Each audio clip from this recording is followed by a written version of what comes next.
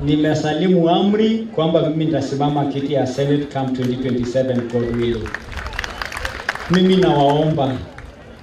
nawaomba kwa heshima kubwa, nawaomba kwa unyenyekevu mnishikie hiyo ombi langu, mnisaidie katika hiyo ombi ili tuendelee kuimarisha kaunti yetu. Nilisema kwa mkutano mwingine leo hapo asubuhi kwamba viongozi wa Kajiado tangu hapo awali, wakati wa Loitiptip, wakati wa Saitoti, wakati wa John King, viongozi wa Kajiado kila wakati wamekuwa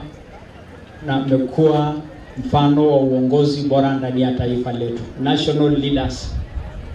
National leaders. Hakuna wakati kiongozi wa Kajiado imekuwa hafifu, na mimi niko na heshima kueleza kwamba kama kiongozi wenu, nafasi yenu, sauti yenu ndani ya taifa letu la Kenya inaeleweka na inaonekana kama vile imekuwa kwa waanzilishi wa kaunti yetu.